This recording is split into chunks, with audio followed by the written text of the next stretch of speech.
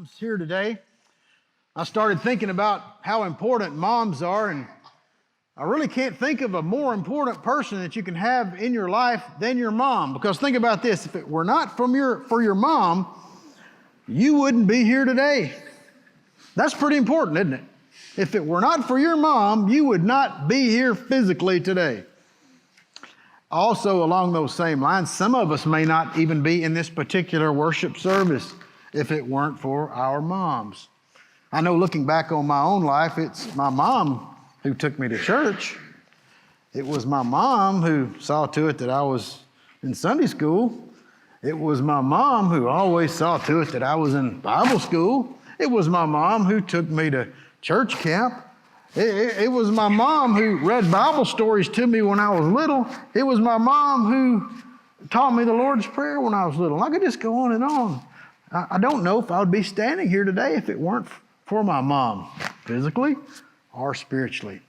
And I bet the story is very much the same for many of you here today. Your mom has served an integral part of your life. So today we want to honor our moms, and the text I've chosen comes from Exodus chapter 20, verse 12. And if you know much at all about Exodus chapter 20, you know that's where the 10 Commandments are located. And what we're going to do today is take a look at the 5th commandment, and we're going to notice where God was telling the people to honor their parents. And since today is Mother's Day, I'm going to focus primarily on the mothers, but pretty much everything I have to say today would also apply to the dads. Let me share the commandment with you. Exodus chapter 20, verse 12. Honor your father and your mother, so that you may live long in the land the Lord your God is giving you. Now, in the 10 Commandments, there's a shift of emphasis right here. Prior to this commandment, the first 4 dealt with man's relationship with God. Say it was vertical in nature. And then in the 5th commandment, it shifts and goes horizontal. It talks about man's relationship to man. And it starts off with honoring one's parents. And I think that's significant. It's not an accident. Keep in mind, God has taken this group of people out of Egypt, a place that was just steeped in idolatry, a place that was steeped in just all kinds of anti-God, evil practices. And God's taken them out of that environment, and He's going to mold them, and He's going to shape them into, ideally, is what He had in mind, a holy nation as He led them to the promised land. So we're going to kind of use this as our text this morning, and we're going to kind of branch off from it. But what I would like for us to do is look at how we can honor mom through the various stages of our lives. Every one of us here can show honor to their mom in some kind of way. So let's begin with what I'm going to call the youth stage.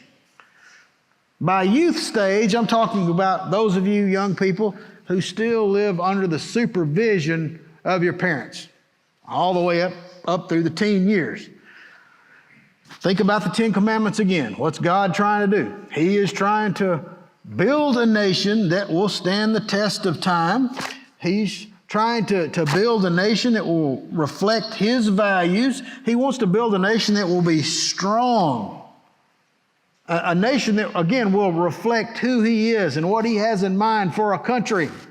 So right off the bat, He's establishing here that people should honor their parents. And specifically when it comes to younger people, He has in mind, part of that honor involves respecting parental authority.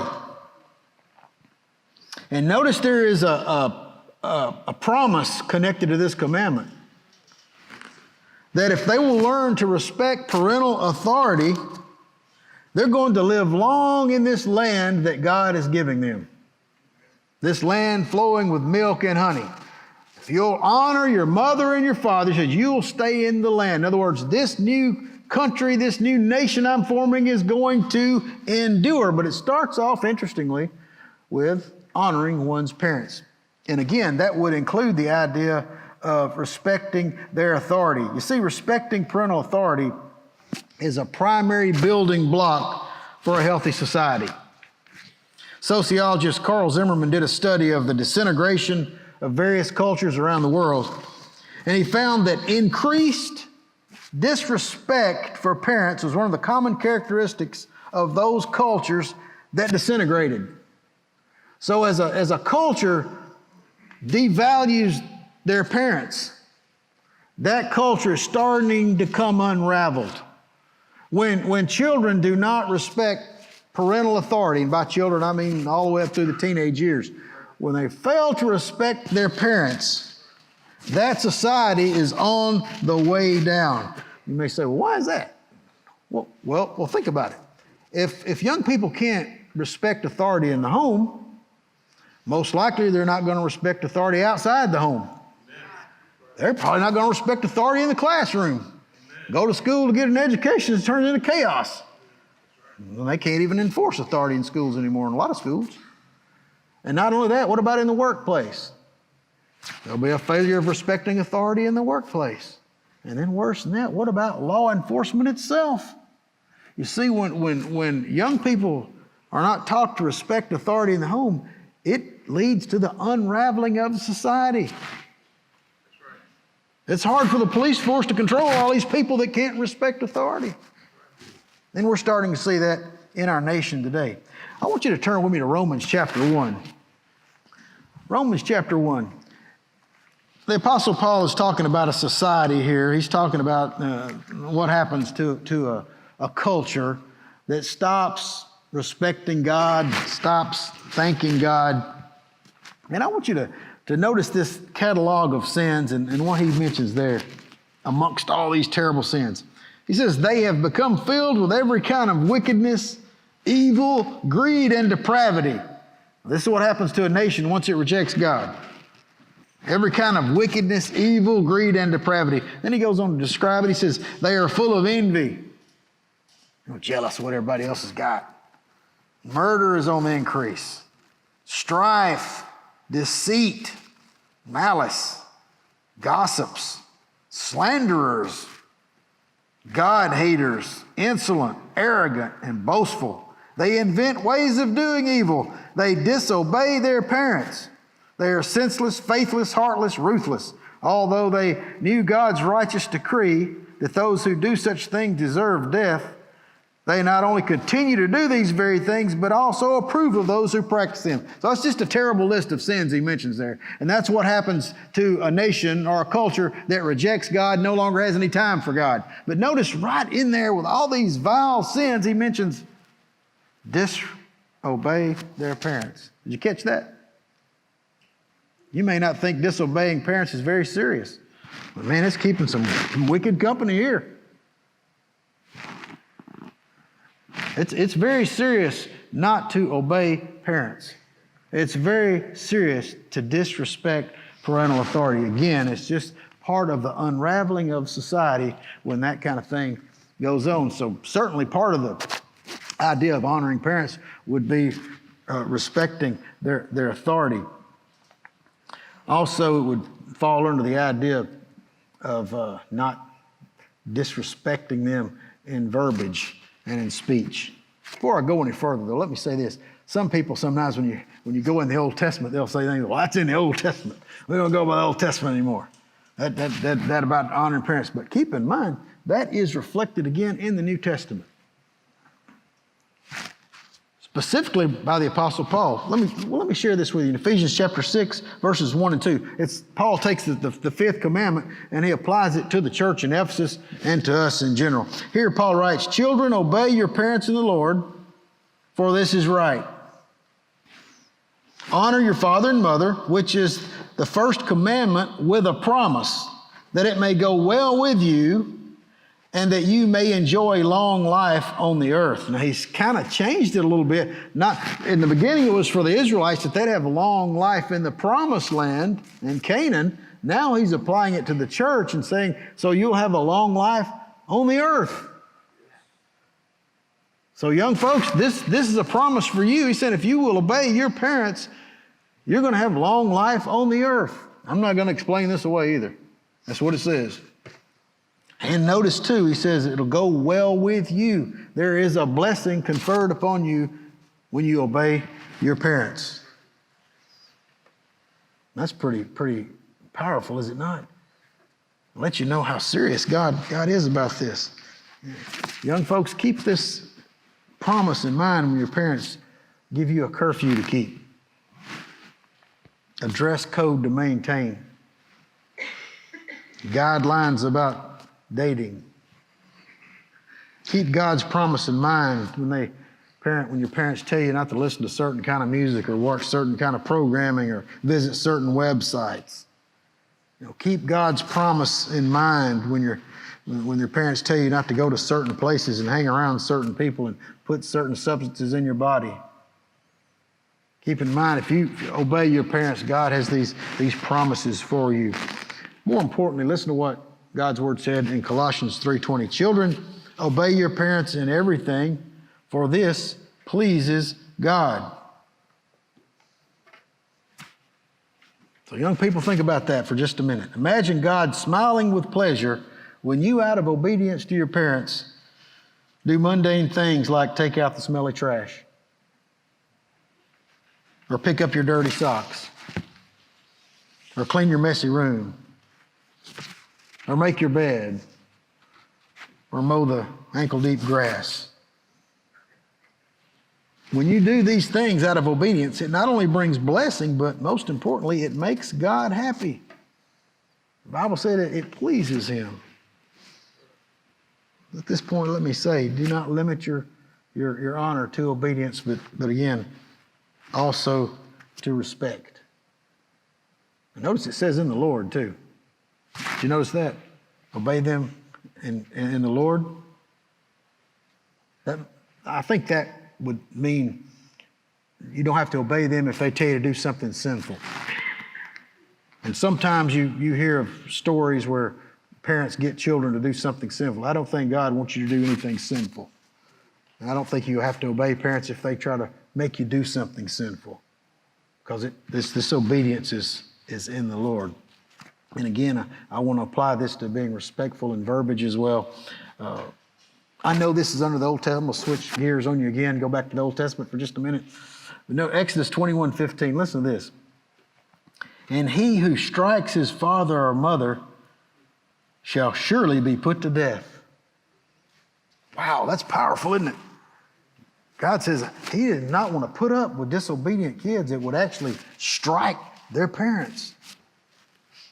You say, oh, John, that don't go on that much. And I wouldn't think it would go on that much either, but listen to this. Rick Atchley, in his book, Sinai Summit, mentions that approximately 8 million parents in the United States are physically abused by their children every year. 8 million parents are abused by their children. Wow. Young folks, don't be guilty of that. You might not be killed today, but you're certainly displeasing God if you strike your parents. It says anyone who curses his father and mother must be put to death. That's in Exodus 21:17. So again, disobeying, cursing at parents, smarting off, back talk, contemptuous speech. Again, that may not get a kid killed today, but it still disrespects and dishonors parents. And again, displeases God.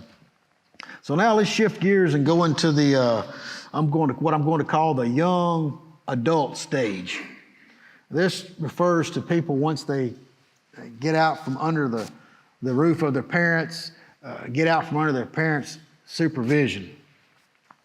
And I want to begin with Jesus, because Jesus is our model, is He not? He's who we need to model our life after. Do you know who was right there with Jesus when His ministry began? You know who was right there with Jesus when He performed His very first miracle? His mother was there with Him.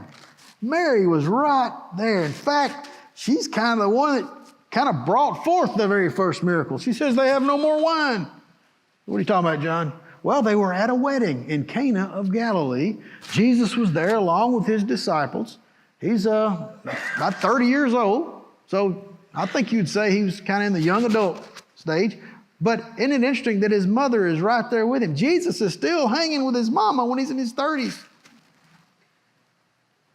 Now you can see from the text, He doesn't, obey every little thing she says. There's a little back and forth there, but He's there with His mother.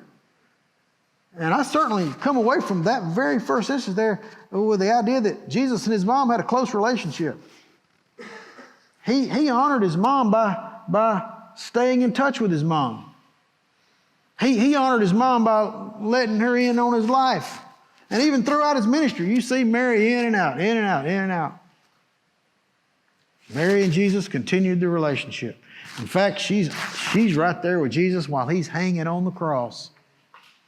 All the other disciples have fled except for John, and he's there at the foot of the cross. Even as Jesus' life is ebbing away, he entrusts John with the care of his mother. What I want you to see, though, that in that young adult stage, we need to make sure we maintain the relationship with our mothers and with our fathers. Sometimes people get out of the house and they don't call much, they don't come around much. Maybe at Mother's Day they might show up, might go to church with Mom on Mother's Day, maybe something like that. They might get a card or a balloon or something. But that's not what I'm talking about. That's a good thing to do, and I'm glad if you're doing that. But maintain the relationship. Give Mom a call. Let her know what's going on in your life. Be involved. Stay in touch. That's kind of what we see going on with Jesus. Now, this young adult stage eventually bleeds over into what I'm going to call the older adult stage. I'm not sure where to exactly draw the line, but you'll kind of see what I'm talking about. The one in Matthew chapter 15, Jesus applies the honoring your father and mother to adults for sure, because the Pharisees had come up with this rule where if you devote something to the temple upon your death, then you could keep it and you could enjoy it, and then when you passed away, it would go to the temple, but you couldn't give it away. And they were using this rule, they called it Corban, to neglect their elderly parents. In other words, instead of helping their elderly parents, it's I can't help you with this because I've devoted this to the temple. So they were actually neglecting their elderly parents in the name of religion. These Pharisees were something else. We've been studying about them on Wednesday night, and I'll tell you, all you can do is shake your head sometimes. So what brought this about is they were getting on to Jesus and his disciples about not washing their hands according to the traditions of the elders. And they had all kind of weird rules, hold your hands this way and hold your hand this way, and this much water, and all these rules and rituals that Jesus then didn't go by because it wasn't in the scripture. It's just something they'd come. Then Jesus fired back and said, why do you disobey the word of God for the sake of your tradition? He turned it around.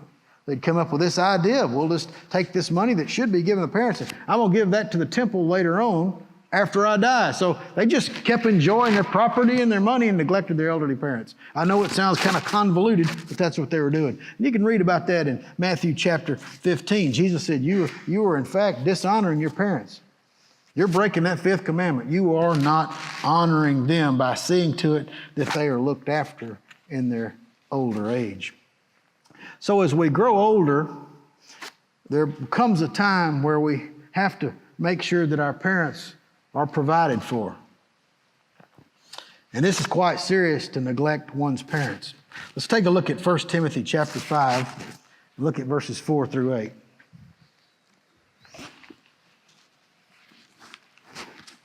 1 Timothy chapter 5, verses 4 through 8. This is the Apostle Paul writing to Timothy.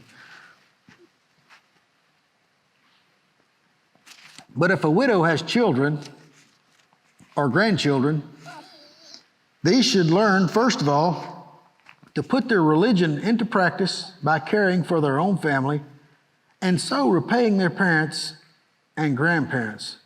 For this is pleasing to God. See that again? It pleases God when parents are honored, and this extends all the way into adulthood when it comes to looking after one's elderly mother or grandmother. Notice he refers to this as putting one's religion into practice. So to neglect our parents indicates that somebody's religion is out of practice. And instead of being pleasing to God, it's displeasing to him. Verse 5, the widow who is really in need and left all alone puts her hope in God and continues night and day to pray and to ask God for help. But the widow who lives for pleasure is dead even while she lives. Give the people these instructions too, so that no one may be open to blame. If anyone does not provide for his relatives, and especially for his immediate family, he has denied the faith and is worse than an unbeliever. So God does expect us to see that our elderly parents are cared for if we fail to do this, according to this passage, not only is our religion out of practice, he says we've denied the faith and we are worse than an unbeliever. If you're like me, you're like, well, how can you be worse than an unbeliever? I don't know, but that's what God's word says. King James says worse than an infidel. That even sounds worse, doesn't it? So God expects us to see to it that they are cared for. When we fail to care for them, we are actually dishonoring them. I can think about my mom, for example. I saw her really model this passage with my grandmother. My grandmother, when it came time for her to have to live with someone, out of a family of 4, my mom ended up being the one taking her in, but my mom's house wasn't that big at the time. It was fairly small. It was just kind of cramped up. So they decided to sell that house and build another house. And they built a house, pretty big house, but it's really 2 houses put together. So my mom had built another little section onto her house for my grandmother, and it was joined together by this room they called the sunroom. And my grandmother had her own kitchen, her own shower, her own bedroom, and her own little room to watch TV in and all that. But it was connected to my mom's house. That way, my mom could look after her and watch after her, which she did for years. She saw to it that she took her 16 pills every day. She made sure she made her doctor's appointments, and there were a lot of those. She cooked for her, took her out to eat, took her to the grocery store, beauty shop, church, wherever she needed to go. And yes, it was difficult, and yes, schedules had to be adjusted. Eventually, it got even more demanding. My grandmother had a stroke and came to be confined to the bed. My mom, again, looked after her, which involved changing diapers, bathing her, fed her, and cared for her until she died at 81. And that's a picture of what it looks like to honor parents in their older age. Am I saying you got to do all those things? No, but you get the idea. You should at least see to it that those kind of things take place if it's within your power. Notice we pay them back for what they did for us. That's what Paul says. You repay them. There may come a time where you have to help mom get around. Think about this. At one time, she helped you get around. There may come a time when you have to take her somewhere. Well, keep in mind, she used to take you somewhere. And if your experience is anywhere like mine, there's going to be a lot of doctor's appointments to go to. There's going to be a lot of inconvenience and a lot of sitting there and a lot of filling out a bunch of paperwork that you'll get so tired of doing. But when that time comes, God expects you to be there for mom. Again, you're paying them back for what they've done for you. I found this statistic. I thought this was interesting. It said a family with a child born in the year 2003 can expect to spend about $170,000 for food, shelter, and other necessities to raise that child over the next 17 years. Wow, that's a lot of money, isn't it? Over $170,000 to raise a child. So think about this, parents put that much money into you, one day you might have to put some money back into them and see to it that they are cared for properly. Also, in this later adult stage, your parents will eventually pass on. Can you still honor them then? I'm going to say yes, you can. Maybe your mom, your dad's passed on. I believe you can still bring them honor by the way you live your life.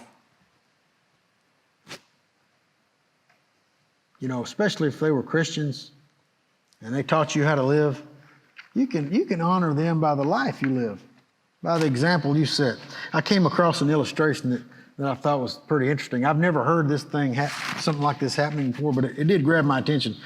It's about a man named J. Sterling Morton, and it told about how he drove out to the cemetery to visit his wife's grave, and with him he took his 3 motherless sons. And he asked the boys to read the inscription on the newly erected tombstone, which consisted of her name, that she was the wife of J. Sterling Morton, and the mother of 3 sons whose name were chiseled in full into the grave marker. Then the father told the boys that if any of them ever disgraced his mother, he had arranged with the stone cutter to chisel off his name. And often the sons who rose to prominence recalled with admiration the warning that their father had given them. But they said what really prevented them from disgracing their mother was her Christian training and example. Their names have remained on the tombstone, but love rather than fear kept them there. Out of the love they had for their mother, they lived a life that brought her honor. Love should keep all our names there. Love should always keep us bringing our mother's honor as long as we live. Hi there, I'm John Wagnon, minister of New Discovery Christian Church here in Hernando, Mississippi. And I want to thank you for visiting our YouTube channel. I do hope you enjoy the sermons, and I hope the Lord builds you up through His Word as I do my best to present it to you. If you're ever in the area, feel free to drop by and check us out live and in person. Once again, thank you for checking out our YouTube channel.